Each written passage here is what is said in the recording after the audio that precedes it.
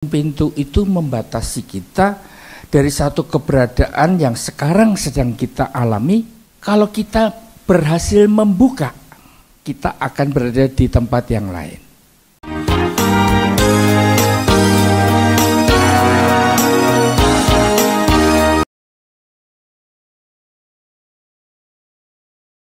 Mari kita mendengarkan hal yang perlu ada dalam hidup kita, dan saya nggak peduli kalian sudah bosen atau belum, tetap judulnya sama. Open Door. Kita berada di tahun P Dalet 5784 itu dari September sampai dengan September tahun depan. Dengan kata lain, momentum ini ya, kalau kita nggak pakai, kita nggak maksimalkan untuk mendapatkan berkat yang terbesar dari Tuhan kita, maka nanti lewat bulan September tahun depan, saudara walaupun berusaha ya untuk mengimani karena sudah lewat, maka hal demikian kita akan kehilangan kesempatan yang terbaik. Kata open door atau pedalet ini saya nggak ingin uraikan dengan lebih jelas karena rekan-rekan sudah banyak mengupasnya beberapa minggu ini. Tapi yang perlu untuk kalian ingat adalah dua kata, mulut dan pintu. Mulut itu adalah P, ya, pintu itu dalet. Dari dua kata ini, saya mengingat apa yang terjadi di ulang tahun ke-21 GBI Hong Kong. Tulisannya aja masih ada, bagus kan, 21 tahun. Dan kita gampang mengingatnya. Ayatnya adalah yes 22. Kalau saudara sampai nggak bisa ingat tuh keterlaluan saudara.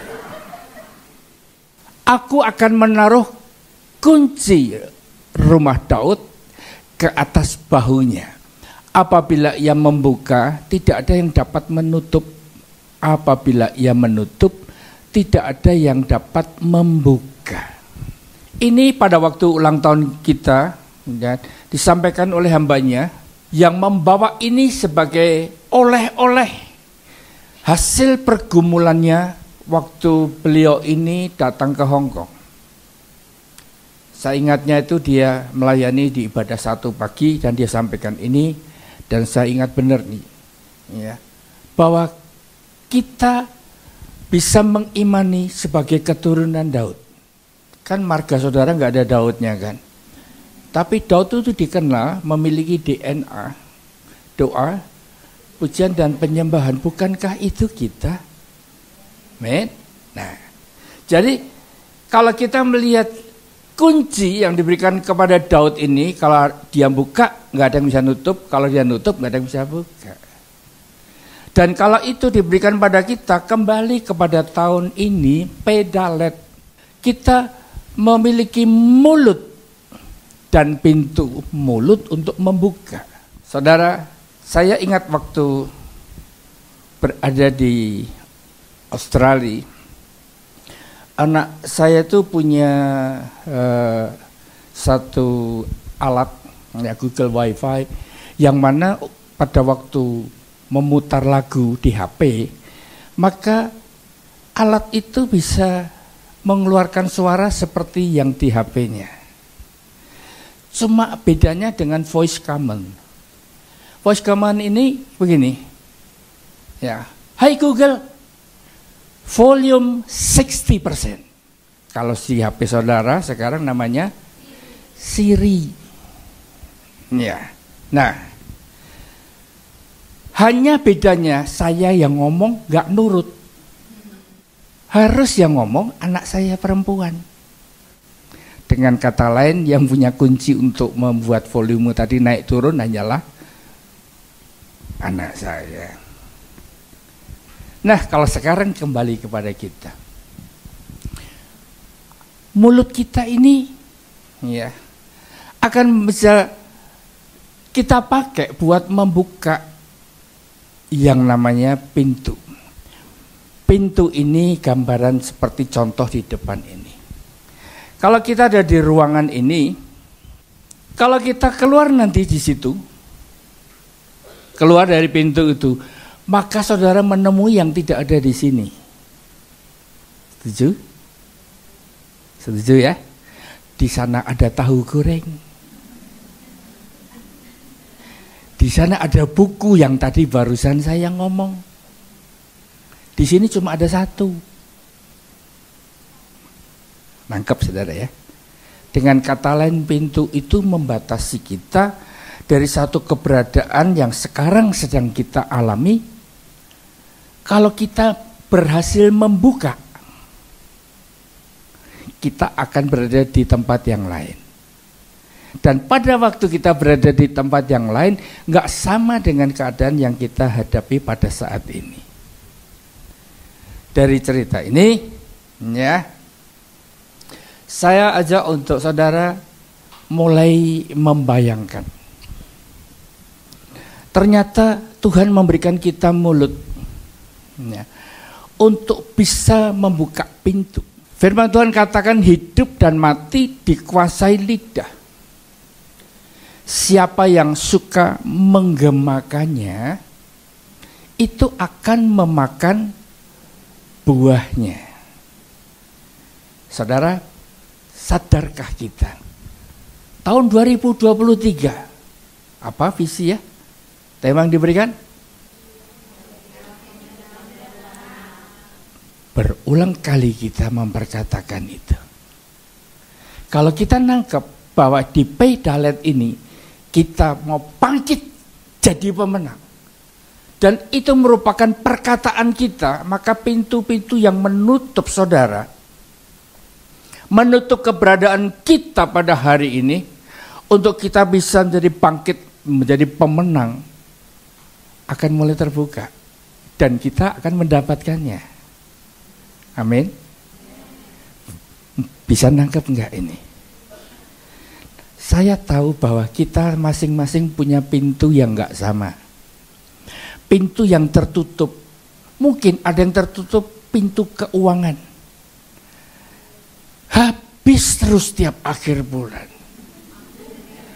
Sampai menunggu gajian aja rasanya kalau bisa, cepet keluarin gitu. Setiap datang ada saja belalang pelahap yang harus membuat kita mengeluarkan uang. Saudara punya pintu itu, sedang begitu, nanti pakai kunci. Lidah bibir kita.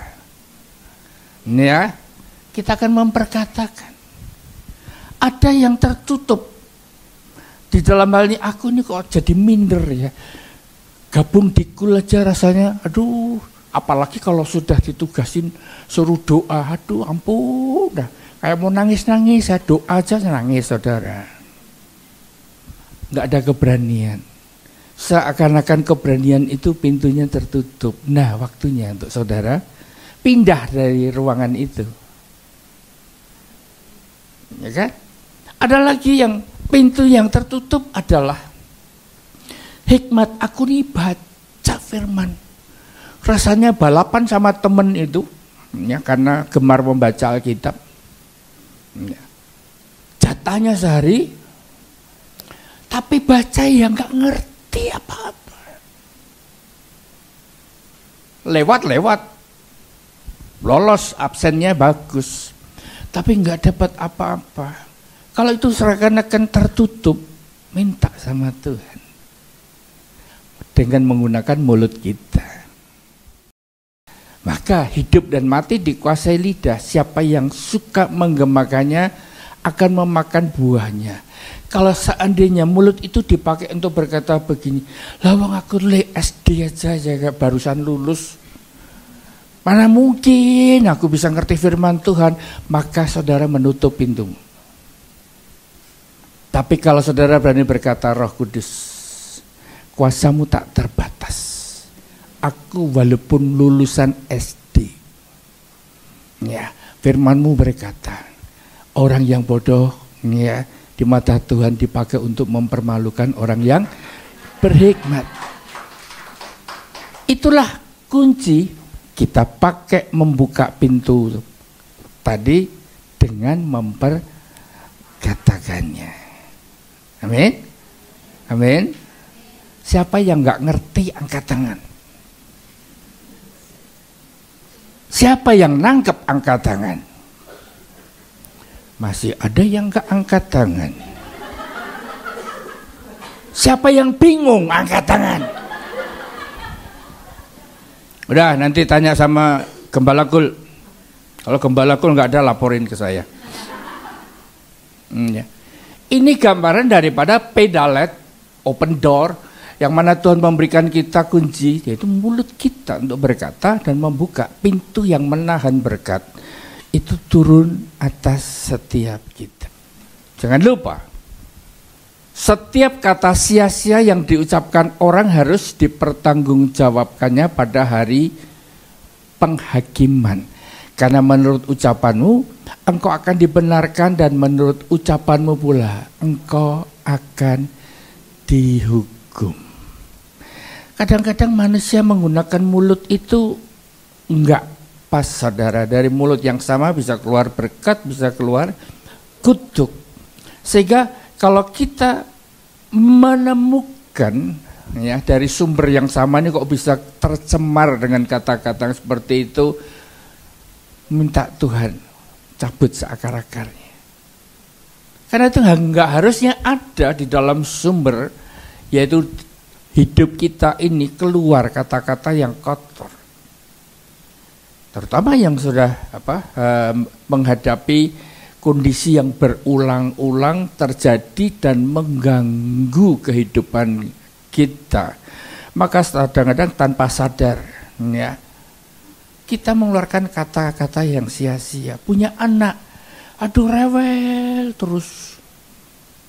Mungkin bukan anak kandung, anak yang dijaga di sini. Nah, kadang-kadang kita bisa ngeluarin ngomongan apa? Ya, anak kok rewel kayak begini, kayak mamanya.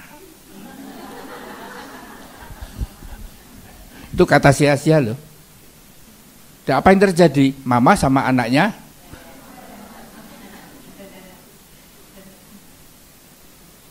ini kita akan pertanggungjawabkan sepanjang. Apalagi kalau seandainya sampai kita mengucapkan satu kalimat yang tidak mengakui Yesus adalah Tuhan. Kita nggak boleh pakai alasan yang lain. Habis Tuhan ganteng, habis Tuhan sayang. Buktinya sampai akhir hidupku aku dipelihara dengan sempurna. Tapi jangan lupa, kau pernah mengingkari Yesus adalah Tuhan. Dan nanti akan dipertanggungjawabkan kalau kita nggak bereskan di hadapan Tuhan. Perkataan itu mengikat.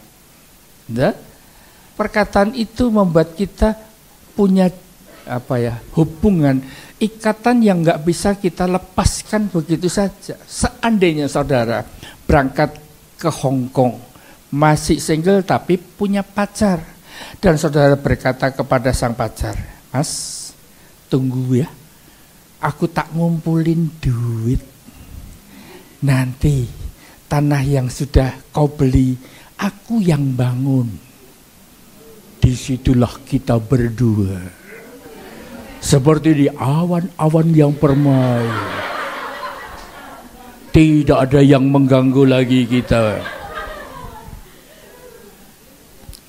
Padahal kalau di awan-awan itu banyak yang ganggu. Petir berkilat ya udah.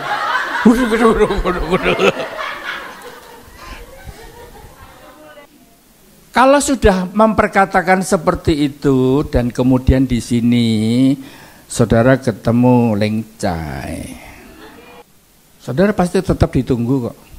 Kalau nggak pulang memenuhi janji ditagih kan, ya diomelin kan. Dan seperti itulah perkataan itu ternyata mengikat. Oleh karena itu kita perlu hati-hati. Dan kita bersyukur bahwa kita ini diberi Tuhan itu DNA, yaitu prajurit Tuhan yang gagah perkasa, yang mempunyai gaya hidup, doa, pujian, penyembahan bersama-sama dalam unity siang dan malam yang melakukan kehendak Bapa pada zaman ini. Ini boleh kita ucapkan, belum tentu nyata dalam hidup kita. Gak apa-apa, kita perkatakan terus. Ya, di ibadah di sini kan selalu diperkatakan. DNA kita adalah prajurit Tuhan yang gagah perkasa. Masa enggak ada yang datang dalam kondisi nyekukru? Tahu nyekukru? Loyo enggak punya semangat. Aku rasanya udah enggak kuat loh Tuhan. Berangkat tadi ada apa ngomelinya lebih sadis. Ada yang model gitu, tapi ngomongnya prajurit Tuhan yang gagah perkasa. Kalau itu diperkatakan terus, saya percaya itu akan mulai apa yang sering kita dengar, apa yang sering kita katakan akan menjadi hal yang kita percaya. Dan kalau kita percaya memperkatakan yang baik, hiduplah kita. Tapi kalau kita memperkatakan yang jelek, ya habislah kita. Mempunyai gaya hidup doa, pujian, dan penyembahan. Sederhana sebetulnya. Untuk ngetesnya, tinggal ditunjuk aja satu di antara saudara. Kalau seandainya saya tunjuk seseorang, coba nyanyikan sebuah lagu. Tuh mulai tegang semua kan? Saya enggak akan nunjuk seseorang di sini hari ini. Tapi coba renungkan, seandainya tangan atau telunjuknya Bapak Gembala itu tertuju padaku, aku nyanyi apa ya? Happy ya ya ya, happy ya ya ya, King Kong badannya besar. Nah, kalau ceplos keluar, itu berarti saudara ternyata bisa nyanyi. Tetapi kalau gaya hidup doa, pujian, dan penyembahan itu berarti di dalam kebersamaan kita atau juga sendirian pun dari menit ke menit itu akan senantiasa ya teringat. Paling enggak kalau enggak bisa nyanyi ya bisa putar lagu melalui YouTube kan. Menyatu enggak? Menyatu kalau kita memang menyukai dan kita cocok dengan lagu itu. Kalau enggak ya beda. Sekarang pertanyaannya, hari demi hari saudara familiar, saudara suka naikkan lagu itu, pujian itu yang mana? Ya kan? Tidak semua orang Kristen yang berani mengaku punya DNA doa, pujian, dan penyembahan itu setiap hari juga hidup di dalam pujian dan penyembahan. Bahkan lagunya bisa beda, gintang-gintang, gintang-gintang. Itu kalau yang ketawa berarti ngerti itu. Ya. Bayangin kalau itu menjadi gaya hidup kita, kacau. Ya. Nah, mari. Orang yang hidup dalam doa, pujian, dan penyembahan itu pasti merindukan kalau nggak ada satu pujian yang dalam sehari kita dengar atau kita naikkan. Nggak bisa nyanyi nggak apa-apa saudara. Yang penting saudara menyukai satu pujian yang saudara mulai bawa di hadapan Tuhan dan dibantu dengan alat bantu yaitu YouTube atau Spotify. It's okay, nggak apa-apa. Tetapi kita nggak bisa hidup tanpa adanya doa, pujian, dan penyembahan. Apalagi melakukan kehendak Bapa di surga pada zaman ini. Tahu nggak kehendak Bapa itu apa?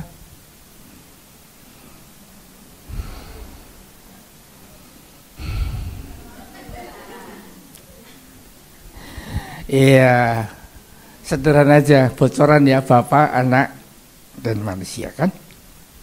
Bapa rela memberikan anaknya untuk mati buat manusia. Supaya barang siapa yang percaya akan dia tidak binasa melainkan. Nah, dengan kata lain Tuhan Bapa di surga itu merindukan jiwa-jiwa dimenangkan. Yang dipakai untuk menjangkau siapa? Siapa? Berani angkat tangan? Berani angkat tangan? Ada yang enggak berani? Itulah kehendak Bapa pada zaman ini. Penuaian terbesar dan terakhir. Harusnya sebagai orang percaya yang hidup dengan DNA doa, pujian, dan penyembahan, kita mengerti benar bahwa saudara dan saya hadir di muka bumi ini punya rencana untuk dipakai memperlebar kerajaan Allah. Nah, kalau kita hidup di sana, ya, baru kita menjadi prajurit Tuhan yang gagah perkasa, yang mempunyai gaya hidup doa pujian dan penyembahan bersama-sama dalam unity, siang dan malam yang melakukan kehendak Bapa pada zaman ini. Disitulah dengan cara membangun keintiman. Saudara, keintiman itu menggambarkan satu hubungan yang begitu dekat. Akan ada interaksi. Ya. Interaksi itu akan bisa terbaca, akan bisa terlihat, walaupun kadang-kadang tidak ada perkataan yang keluar. Ya. Sehingga dalam kondisi seperti ini, keintiman, kalau tadi dibilang mendengar detak jantungnya Tuhan, itu artinya apa? Kita sedang bersandar di dadanya Tuhan. Betul kan? Kalau kita bersandar, kita bisa mendengar detak jantungnya. Gak semua orang bisa. Siapa yang berani ngaku, aku pernah merasakan detak jantungnya Tuhan? Tuh bingung kan? Loh, Tuhan tuh gak kelihatan loh. Kalau sandar ke sini kan jatuh sana, miring ya, keruan gitu kan. Enggak.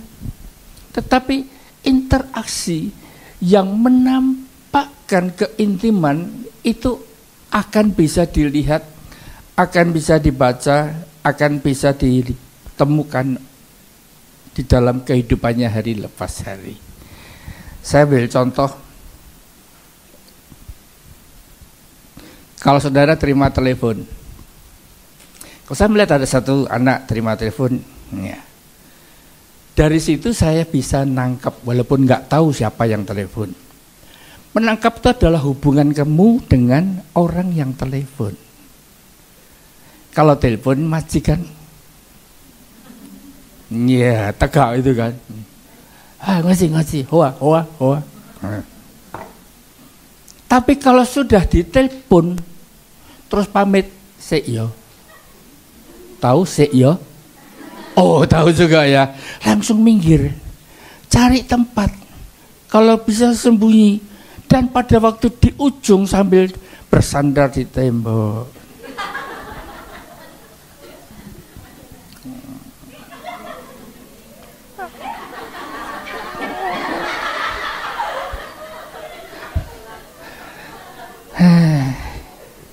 Saya pernah muda jadi ngerti, saudara. Kalian kan belum pernah tua kan? Nah, jadi udahlah, jangan bertanding lah. Tapi melalui keintiman itu akan timbul kepekaan.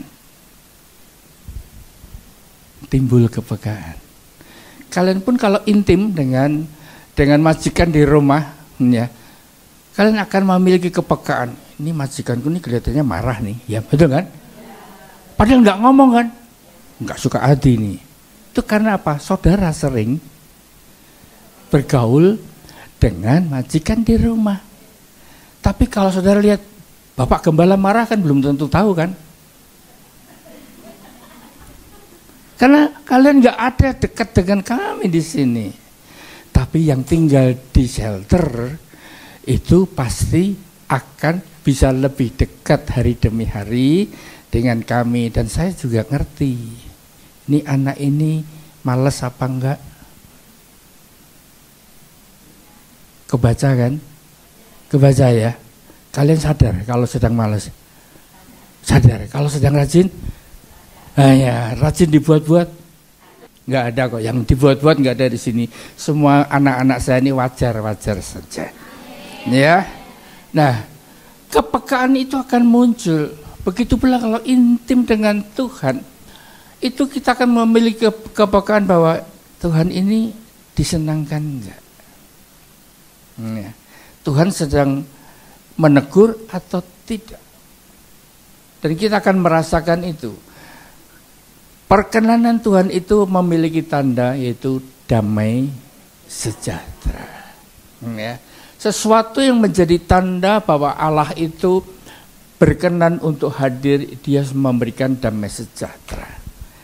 Sekarang saya masuk kepada hal yang lebih dalam lagi.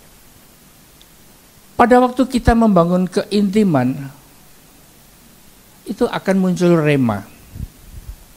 Rema itu bahwa kita mendekat sama Tuhan dan Tuhan memberikan firman atau perintahnya. Ya. Kalau kalian dekat dengan ibu gembala pun dekat. Masa cuma diem aja? Pasti ada interaksi kan? Ya, pasti ada hal yang kadang-kadang ada pesan-pesan yang bisa disampaikan. Tapi kalau nggak dekat ya nggak bakalan teriak-teriak. Begitu pula dekat dengan Tuhan. Waktu Tuhan berbicara kepada kita pribadi, itu namanya rema. Dan pesan Tuhan itu pasti nggak akan keluar dari firman Allah yang hidup. Pada saat dimana keintiman terjadi dan kita mendengar tuntunan Tuhan, kita menerima visi yang daripada Tuhan khusus untuk kita, bukan untuk sebelahmu. Itu namanya rema. Ya. Dan pada waktu rema itu ditaruh Tuhan dalam hati kita, kita perkatakan. Karena firman Tuhan berkata, demikianlah firmanku yang keluar dari mulutku, berarti mulut Allah. Ya. Ia tidak akan kembali kepadaku dengan sia-sia, tetapi ia akan melaksanakan apa yang ku kehendaki dan akan berhasil dalam apa yang kusuruhkan kepadanya. Saya memberikan contoh supaya saudara bisa nangkap. Pada waktu saya mendapat kesempatan ya untuk diizinkan tinggal di Rutonji Hospital. Dan disitulah saya terbaring tak berdaya. Berdiri nggak bisa, jalan pun juga dalam posisi harus berpegangan dari bed ke bed untuk sampai ke kamar mandi yang di dalam ruangan perawatan itu pun sampai di sana juga dijemput dengan dimarahi sama susternya. Harusnya kan nggak boleh saya berjalan sendiri. Nah, saya ngomong sama Tuhan gini kan. Pada waktu saya mulai mendekat dan bertanya, apa yang Tuhan kehendaki sampai Engkau izinkan aku mengalami keadaan seperti ini? Bikin aku mengerti Tuhan. Bikin aku memahami. Nah, Tuhan itu nggak senantiasa langsung menjawab spontan. Ya, dibuka sedikit demi sedikit dan dia sampaikan oleh bilur-bilurku, ya, aku akan sembuhkan engkau. Dan saya perkatakan itu, oleh bilur-bilur Yesus, aku sembuh. Tidak ada yang mustahil bagi Allah, tak ada yang mustahil bagi Bobby yang percaya. Itu perkataan itu buat saya, bukan untuk sembarangan orang di sini. Saudara nggak sakit kan? Lah ngapain Tuhan ngomong seperti itu? Enggak. Tapi itu untuk saya. Begitu kuat Tuhan sampaikan. Saya cuma berjalan terus. Karena apa? Firman yang ditaruh Tuhan ini enggak akan pernah kembali dengan sia-sia. Maka saya memperkatakan walaupun kenyataannya masih berbaring di tempat tidur.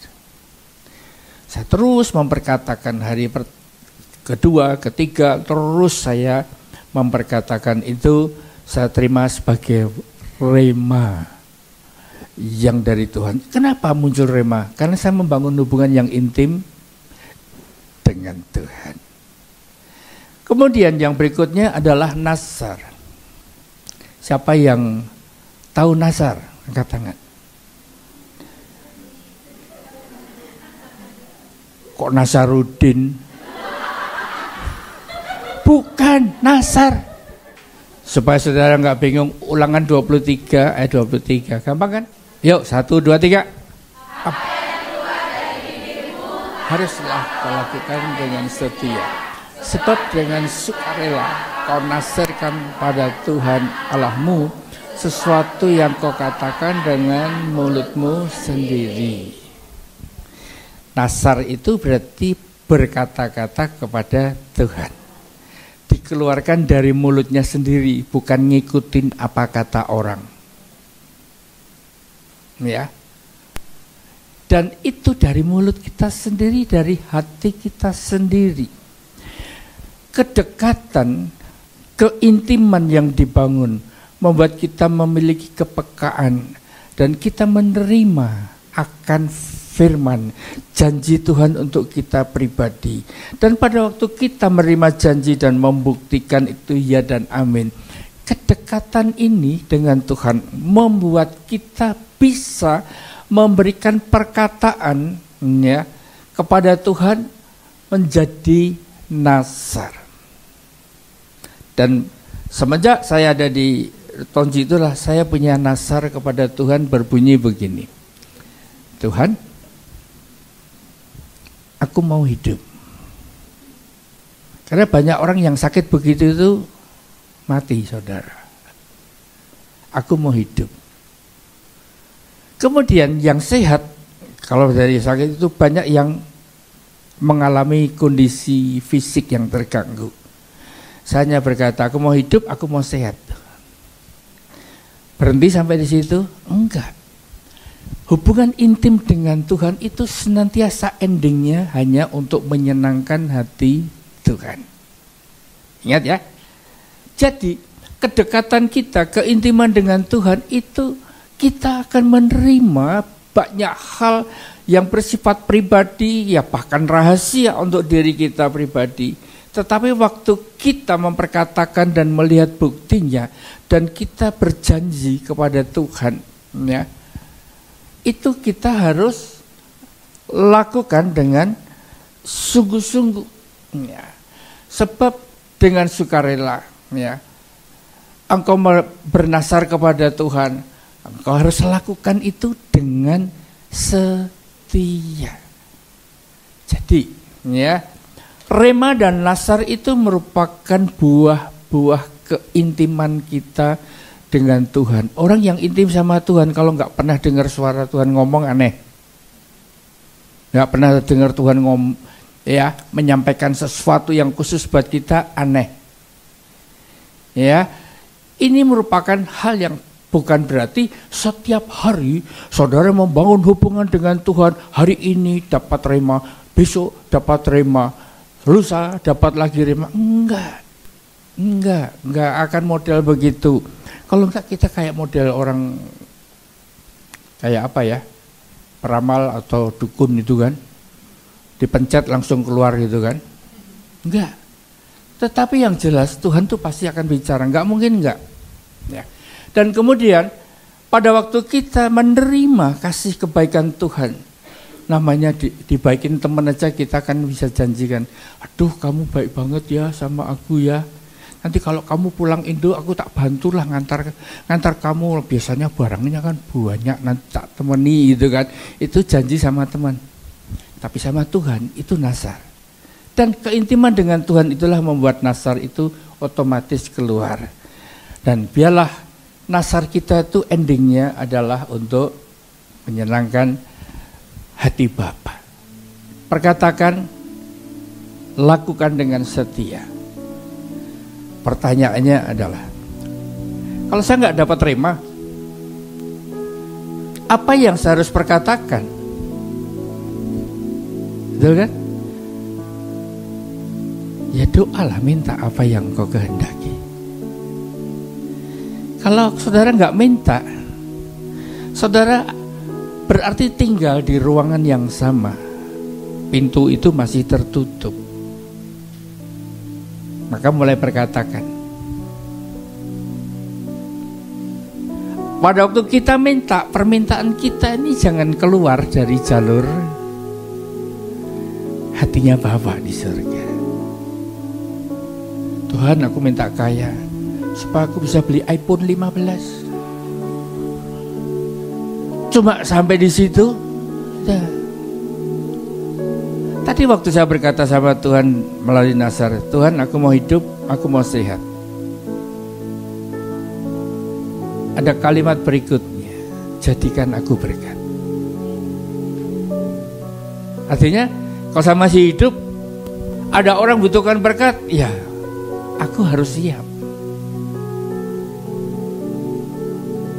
Berkat ini bisa berupa berkat rohani, bisa berkat jasmani, bisa juga berkat materi yang dibutuhkan orang melalui kehidupan saya karena saya sudah bernazar kepada Tuhan. Kalau saya lakukan dengan setia, Tuhan pasti lihat. Amin. Tuhan pasti lihat. Sampai hari ini saya juga punya doa yang belum dijawab. Siapa yang punya doa belum dijawab Tuhan? Coba tinggi-tinggi. Wah, tak pikir saya sendiri loh. Aduh, banyak temennya Tuhan, terima kasih. Ada yang banyak yang belum dijawab, tak pikir cuma aku saja. Tapi saya nggak mau keluar dari, saya nggak mau tinggal di dalam kondisi saya itu. Saya harus segera keluar dari apa yang sedang saya alami. Saya terus berdoa terus, saya berdoa terus karena saya tahu yang saya doakan itu nggak jahat di mata Tuhan. Apa yang saya doakan itu pasti merupakan hal yang ada di dalam janji-janji Tuhan. Sampai hari ini belum dijawab, kecewa? Enggak. Tuhan izinkan saya membaca sebuah ilustrasi. Saudara naik sepeda dari Tin Hau mau pergi ke Wancai. Dari Tin Hau nunjuk sana kan? Betul ya? Nah, saudara ada di atas sepeda, saudara kayuh.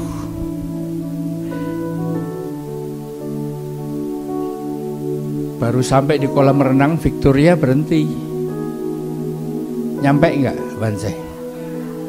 Sama. Saudara berdoa. Habis dengar khotbah, doa. Wah, on fire. Doa. Senin, Selasa, Rabu, Kamis. Nyampe ke Wancai? Dah. Oleh karena itu teruslah berdoa sampai engkau dapat rema. Rema itu akan menjadi pegangan dan perkatakan terus. Dan setelahnya itu saudara boleh berjanji sama Tuhan. Jangan janji-janji sembarang janji. Saya sebagai gembala berulang kali menemukan ada orang yang begitu gampang berjanji.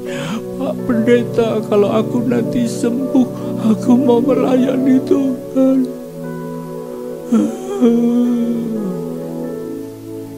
Begitu sembuh, belum tentu kan? Nah, jangan sembarang ngomong ya sama Tuhan ya. Iya. Dari situ kita bisa melihat. Mau pintu terbuka, konsisten, terus berdoa. Dapat rema, berkatakan. Dan pada waktu pertolongan Tuhan turun, jangan sembrono. Jangan sembrono memperkatakan nazar kepada Tuhan. Dan saya yakin akan semakin banyak pintu-pintu yang Tuhan bukakan.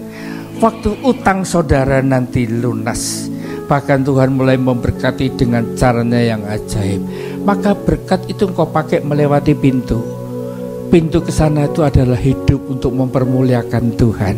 Berkat yang engkau terima dari Tuhan bisa dipakai untuk mendukung acara Natal, bisa untuk membantu orang-orang yang sedang kesusahan. Saudara yang sedang punya masalah dengan pergumulan dalam keluarga, di mana saudara dalam kondisi yang betul sulit, saudara terus berdoa, satu orang diselamatkan, seisi rumah akan diselamatkan. Saudara melangkah terus, memperkatakan dengan iman, buka pintu itu. Dan pada waktu sampai di seberang sana, keluargamu diselamatkan. Pakailah untuk bersama-sama melayani Tuhan. Amin.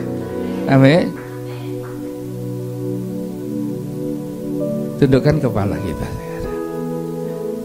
Masing-masing berdoa, pintu apa yang sedang tertutup, minta Tuhan bukakan. Sementara WL dengan singer, saya minta naik ke atas. Ku masuk ke hadirat-Mu. Yuk kita sama-sama masuk.